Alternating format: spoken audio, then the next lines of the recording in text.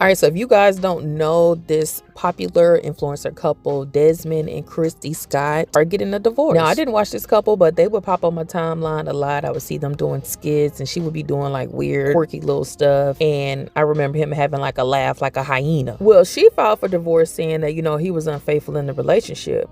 But I wanted to break down this statement that he put out. Now, of course, I went to the comments and they was eating him up. So I think at some point he was going to have to speak out regardless, because he was looking like the bad guy in the situation. And with the girls, they going to be tagging each other in. So he starts off by apologizing to his family and to Kristy. But I want to skip down to this part of the message. Kristy and I faced challenges and made sincere efforts to work through them. Toward the end of 2025, I wanted to separate, and I had conversations with Kristy regarding this. Now, what I'm getting from this part is we had so many issues in our relationship that we couldn't fix. So I wanted to just take a break from the relationship. She was well aware that I was not happy in the relationship, and I wanted to take a step back. Then he says, during this period, I made choices that I am not proud of. So what I get from that is they actually separated, took some time apart, and this is when the cheating happened. So you know how some guys are like, oh, well, we're not together, so let me go and step out and go deal with other people. It seemed like he just took it as a hall pass instead of a separation. Now, it must have been a short period before this happened, because they were posting in December, unless it was a thing where they were like, okay, well, we still need to make our content to make our money. But if he cheated as soon as the separation started, he was probably already mentally, emotionally removed from that relationship, which means this divorce was already going to happen. So I wonder when he checked out. All right, so let's continue. So he finishes up by saying, I took responsibility for those actions. I shared this with her directly and personally,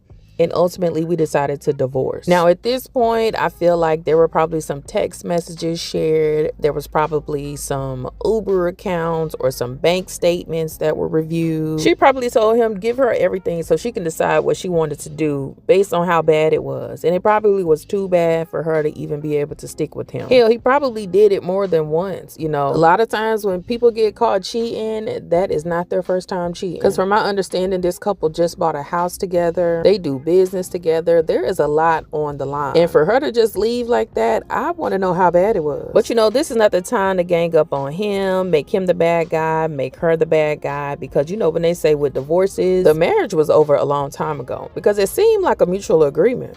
For me, I feel like when it's time, and you don't want to be forcing yourself into a marriage that just ain't working. It ain't healthy. It ain't good for the kids. So sometimes it is better to close that chapter. So I think they'll be all right.